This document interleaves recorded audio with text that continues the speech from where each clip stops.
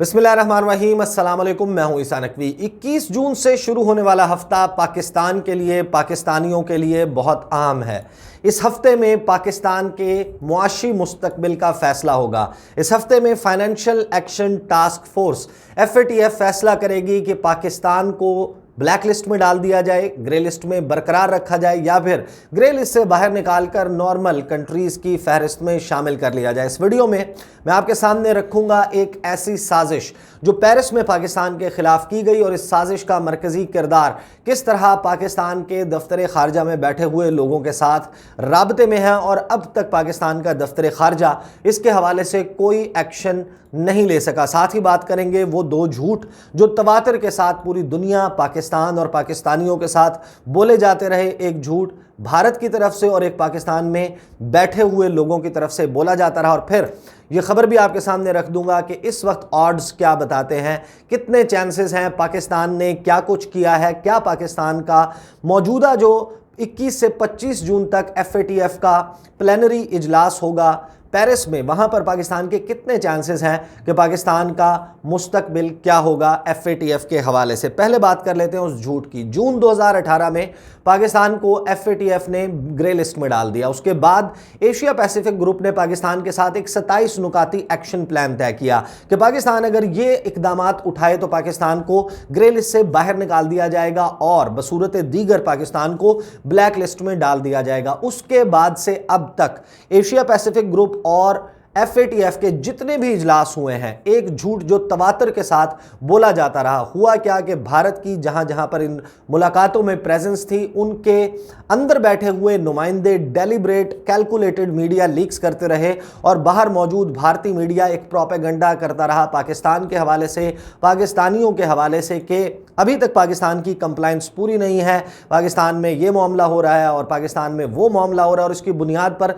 पाकिस्तान को black list में डाला जा रहा है। इसको वाइडली रिपोर्ट किया गया, इंटरनेशनली प्रोपेगेट किया गया, और इसकी बुनियाद पर भारत ने लॉबिंग की पाकिस्तान के खिलाफ के किसी तरह पाकिस्तान को ब्लैक लिस्ट जो है उसमें धकेल दिया जाए, ब्लैक ममालिक जो हैं उनकी फहरिस्त में। एक तो झूठ ये था। दूसरा झूठ मेरे सामने मौजूद है जो पाकिस्तान के बड़े बड़े जुगादरी किस्म के सहाफ़ी अब यूट्यूब पर अवेलेबल हैं, और वो किस किस्म की खबरें करते हैं। फरवरी 2021 की मैं आपके सामने एक मिसाल रख देता हूँ। नाम मैं नहीं लूँगा, मुनासिब नहीं लगता कि नाम इस तरीके से लिया जाए, लेकिन लाखों में जिनके सब्सक्राइबर्स हों उनको अगर झूठ के ज़रिए अपनी वीडियोज़ बेचनी है तो ये बड़ा अफसोस का मुकाम है। आपको फैक्चुअल पोजीशन सामने रखनी चाहिए। सनसनी फैलाकर और झूठ बोलकर अगर आप इस किस्म की व्यूवरशिप लेते हैं तो फिर लोग जो है वो ज़ाहिर है एक सर्टेन स्टेज पर आकर ये फैसला करेंगे कि आपको शायद सुनना छोड़ दिया जाना ही बेहतर है। अब ये 3 माह पहले, फरवरी के महीने में 3-3.5 माह पहले ये वीडियो अपलोड की गई। 2,68,000 लोगों ने ये झूठ सुना, और इसके थंबनेल के ऊपर लिखा गया है पाकिस्तान FATF से निकल गया। एक बड़े सहाफ़ी हैं, बड़ा नाम कंसिडर होते हैं, लेकिन उन्होंने ये झूठ बोला, बबांगे दोहल बोला, और अभी तक उनके YouTube चैनल के ऊपर ये वीडियो भी मौजूद है, ये थंबनेल भी जूं का तू मौजूद है।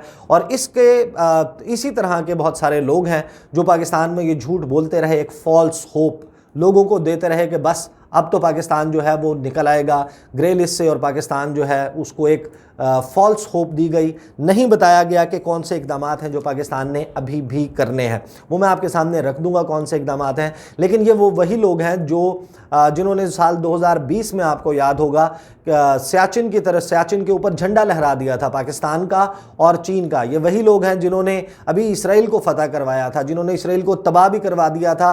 अल्लाहू अकबर की सदाएं भी इसराइल से आ रही थी। वहाँ पर जो है वो शाहीन मिसाइल वो वहाँ से दागा जा रहा था इसराइल की तरफ। इसी तरह जो एयरफोर्स है पाकिस्तान की वो तुर्की और ईरान के साथ मिलकर हमलावर हो चुकी थी इसराइल के ऊपर। ये झूठ बोलते हैं, और झूठ बोलकर और अपने थंबनेल्स के ऊपर झूठ लिखकर अपनी तरफ जो है वो ट्रैफिक और लोगों को मुतवज्जे करते हैं। पहले बात कर लेते हैं कि 21 जून से, फिर मैं आपको साजिश का बताऊंगा कि साजिश क्या हुई, मरकजी किरदार कौन था और दफ्तर खारजा से क्या ताल्लुक है। 21 जून से 25 जून तक जी प्लेनरी सेशन हो रहा है FATF का।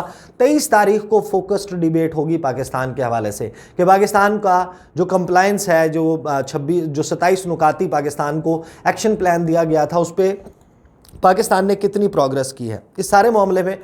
याद रखिएगा कि इस वक्त 5 मेंबर्स हैं FATF के जो खुलकर पाकिस्तान के साथ खड़े हैं। अगर पाकिस्तान को ब्लैक लिस्ट में धकेलना हो उसके लिए कंसेंसस चाहिए। कंसेंसस ब्रेक करने के लिए आपको 3 वोट चाहिए, पाकिस्तान के पास 5 वोट हैं। तो पहली बात अपने जहन से निकाल दीजिए कि पाकिस्तान को ब्लैक लिस्ट में डाला जा सकता है, चाहे पाकिस्तान की कंप्लायंस कितनी भी हो।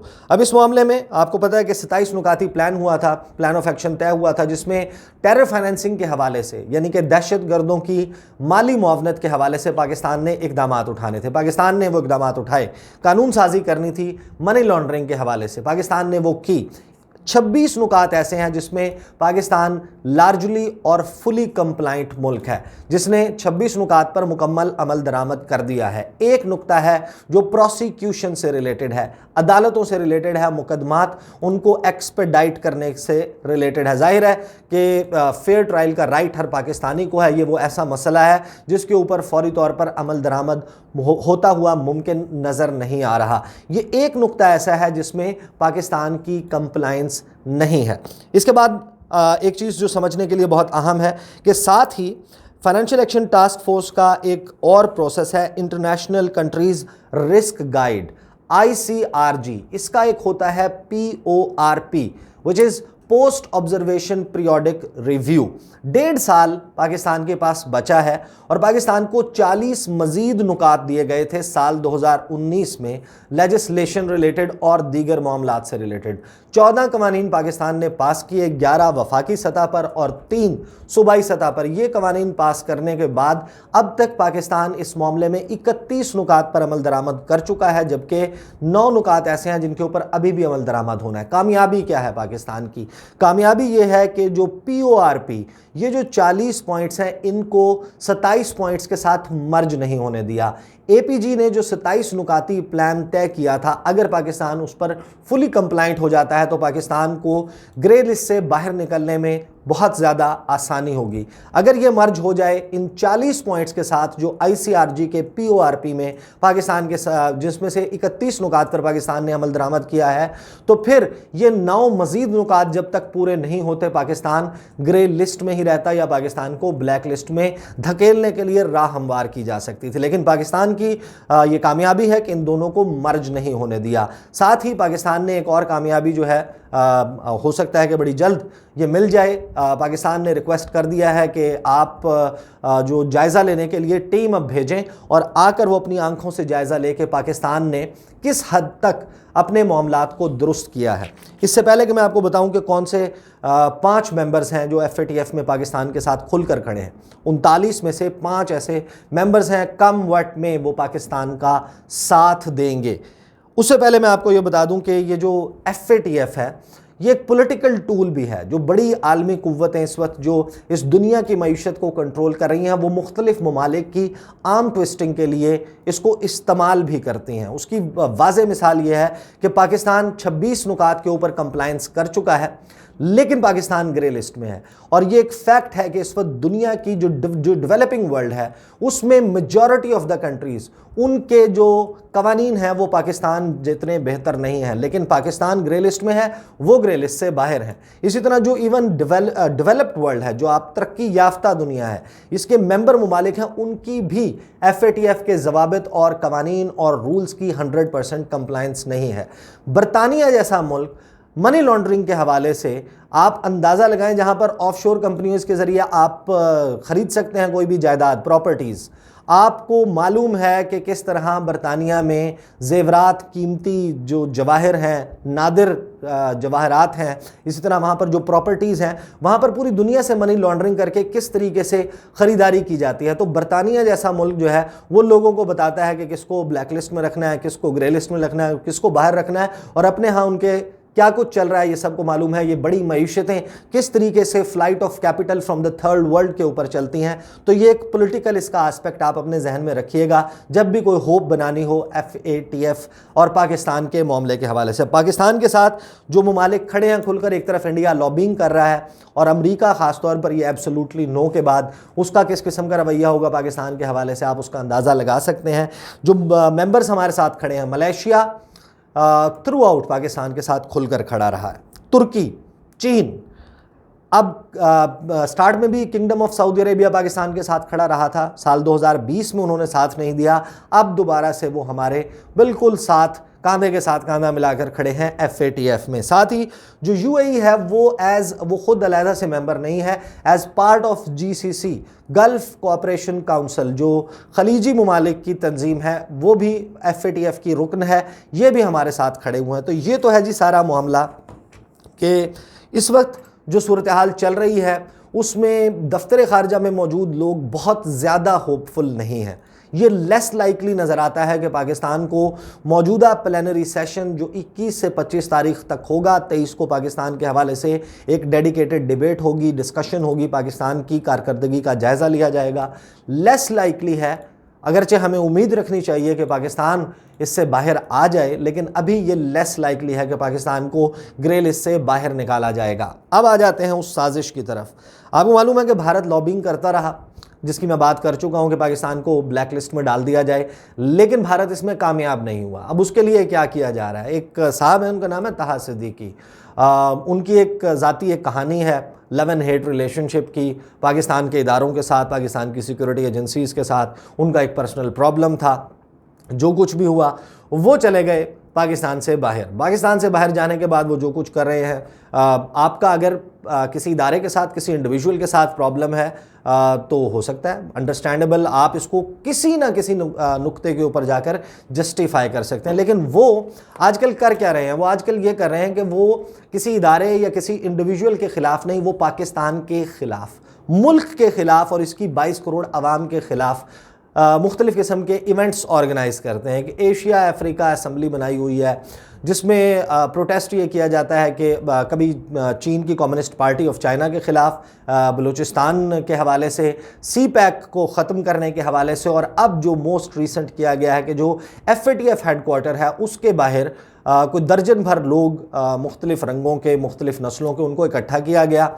अब उसकी फ़ंडिंग कौन करता है, इस एशिया अफ्रीका असम्बली और इस किस्म के इवेंट्स की? ज़ाहिर है आपको मोबिलाइज़ करने के लिए, लोगों को इकट्ठा करने के लिए पैसे भी चाहिए होते हैं। किसके पास इतना वक्त होता है कि वो अपनी जेब से पैसे खर्च करे और इस किस्म का काम करे? बहरहाल वो साहब जो हैं वो बाहर जमा होते हैं। बाहर जमा होने के से पहले वो ऐलान करते हैं कि हम पाकिस्तान को एक्सपोज करने के लिए, पाकिस्तान और चीन का नेक्सस, गठजोड़ एक्सपोज करने के लिए जो है हम इकट्ठे हो रहे हैं। और फाइनेंशियल एक्शन टास्क फोर्स पर इस प्रोटेस्ट के ज़रिए ये दबाव डाला जाता है कि चीन को FATF जो है उसको ब्लैकमेल करने से बाज रखा जाए। कि चीन जिस तरह पाकिस्तान की हिमायत करता है और FATF पाकिस्तान चीन के इस कहने पर और इस कंसेंसस तोड़ने पर पाकिस्तान को ब्लैक लिस्ट में नहीं डालता, तो इसको बाज रखा जाए। एक माहौल बनाने की कोशिश की गई। इसमें जो तकारीर की गई, जो गुफ्तगू की गई, वो ये की गई कि पाकिस्तान जो है उसमें ये होता है, पाकिस्तान में ज़ाहिर है कि पाकिस्तान कोई दुनिया के नक्शे से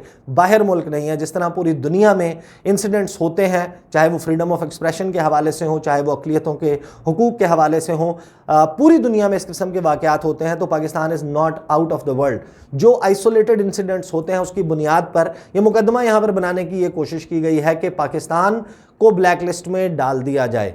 और ये ब्लैक लिस्ट में डालने का मतलब ये होगा कि पाकिस्तान पर इंटरनेशनल बैंकिंग चैनल्स बंद हो जाएंगे, बड़ी बड़ी कंपनियां पाकिस्तान के साथ बिजनेस नहीं करेंगी, डॉलर की तरसील जो है वो तकरीबन नामुमकिन हो जाएगी, डॉलर की कीमत आउट ऑफ कंट्रोल हो जाएगी। पाकिस्तान में जो तरसीलात ज़र आती हैं, बैरून मुल्क से ज़र मुबादला आता है, वो पाकिस्तान नहीं पहुँचेगा और पाकिस्तान अपने घुटनों पर आ जाएगा। पूरे पाकिस्तान 22 करोड़ आवाम मुतासर होगी। तो मिशन एक शख्स का अपनी ज़ाती लड़ाई के बाद निकलता यह है कि वो पूरे पाकिस्तान और पाकिस्तान के 22 करोड़ आवाम की मुआशी मुस्तकबिल के ऊपर ये सब कुछ करना चाहता है। अब इसका ताल्लुक दफ्तर खारजा और दफ्तर खारजा में बैठे हुए लोगों के साथ। क्या आपको याद होगा चंद रोज़ पहले एक डॉक्यूमेंट लीक हुआ था। वो डॉक्यूमेंट जो है वो पाकिस्तान की काबुल एम्बेसी से, कॉन्सुलेट से, वहाँ से जो डॉक्यूमेंट्स भिजवाए जाते हैं उसमें एक प्रिलिमिनरी स्टेज का एक डॉक्यूमेंट था जिसमें पाकिस्तान के एम्बेसी का स्टाफ ने जाकर काबुल में मौजूद जो जेल है वहाँ पर पाकिस्तानी ख़वातीन जिनको NDS ने या अफ़गान पुलिस ने इस शुबे में गिरफ़्तार किया था कि उनका ताल्लुक दाइश के साथ है, अब ये उनका इल्ज़ाम था, उनसे जाकर पाकिस्तानी स्टाफ ने कौंसलर रसाई लेने के बाद मुलाकात की। उसके बाद जो रिपोर्ट भेजी कि इनके ऊपर क्या चार्जेस लगाए गए हैं और किस किस को क्या क्या सज़ाएँ हुई हैं, वो फहरिस्त जो दफ्तर खारजा भिजवाई गई वो लीक की गई ताहा सदीकी को। उसने उसका एशिया प्रेस गालिबन नाम का कोई एक इदारा बना हुआ है, वहाँ पर वो फहरिस्त छापी, उनके नाम ब्लर नहीं किए, उनके एड्रेसेस, उनके टेलीफोन नंबर्स और यहाँ पर मौजूद जो उनकी फैमिलीज़ हैं उनकी भी जो इज़्ज़त है, उनका भी जो सिक्योरिटी है उसको दाव पर लगा दिया। तो ये सब कुछ किया। ज़ाहिर है कि ये मुमकिन नहीं है कि दफ्तर खारजा में मौजूद कोई शख्स उस सारे मामले में मुलव्वस ना हो। इसको कई रोज़ गुजर चुके, मैं इसके हवाले से वीडियो भी कर चुका हूं और अभी तक, हालांकि मेरी जब बात हुई थी दफ्तर खारजा में, तर्जुमान दफ्तर खारजा समेत जो फॉरेन मिनिस्टर ऑफिस है वहाँ पर जो मेरी बात हुई थी, उन्होंने कहा था कि हम इस मामले को देख रहे हैं, इसके हवाले से एक्शन लिया जाएगा, ये पता चलाया जाएगा कि कौन शख्स आखिर मुलव्वस है इस किस्म के डॉक्यूमेंट्स को लीक करने में और लीक करके भी एक ऐसे शख्स को पहुँचाने में जो कि इसका गलत इस्तेमाल कर रहा है। इंफॉर्मेशन तक रसाई तमाम सहाफ़ियों का हक है, लेकिन एक शख्स जो सिर्फ प्रोपेगेंडा करने के लिए ये सब कुछ कर रहा हो और उसको ट्विस्ट कर रहा हो, एंगल कर रहा हो और उसमें दूसरी साइड का वर्शन ना डाल रहा हो, इसको प्रॉपर जर्नलिज्म नहीं कहा जा सकता। वो इन्फॉर्मेशन अगर वैसे भी सहाफ़ियों को शेयर की जाती तर्जुमान दफ्तर खारजा की तरफ से, तो मेरा ख्याल है कि उसमें कोई ऐसी चीज़ नहीं थी, लेकिन जिस तरह की उसकी एंगलिंग हुई वो पाकिस्तान के ख़िलाफ़ गई और पाकिस्तान को ये बताने की कोशिश की गई कि पाकिस्तान इस वक्त दाइश और ISIS का एक भर्ती करने का कैंप बना हुआ है जहाँ से जौक दर जौक ख़वातीन जाकर दाइश को अफ़गानिस्तान में ज्वाइन करें। खैर, ये तफसील है, ये एक साजिश है जो की गई। अब इसके फ़ंड्स कहाँ से आए, कौन इसको फराहम कर रहा है? भारत एक तरफ फेल हो गया अपने पाकिस्तान को ब्लैक लिस्ट में डालने में और इस किस्म की चीज़ें सामने आ रही हैं। मेरे पास कोई ऐसा सबूत नहीं है कि मैं कोई कनेक्शन जो है वो इस्टेब्लिश कर सकूँ इन दो चीज़ों के दरमियान, लेकिन जो सामने पड़े हुए हकाइक हैं वो किस जानिब इशारा करते हैं, लोग अक्लमंद हैं वो फैसला कर सकते हैं। ये थी अब तक की तफसील। उम्मीद यही रखनी चाहिए कि पाकिस्तान ग्रे लिस्ट से बाहर आ जाएगा, लेकिन हतमी तौर पर क्या होता है इसके हवाले से इंशाल्लाह अगले 3 से 4 रोज़ में पता चल जाएगा। अभी तक के लिए मेरे पास यही डिटेल्स हैं इस हवाले से। अगली वीडियो में इंशाल्लाह चाइना और भारत के हवाले से बड़ी अहम डेवलपमेंट्स हो रही है, बहरे हिंद में, इंडियन ओशन में क्या चल रहा है वो आपके सामने रखूँगा। अगली वीडियो में आपके साथ मुलाकात होगी। मुझे इजाज़त दीजिए। अल्लाह हाफ़िज़।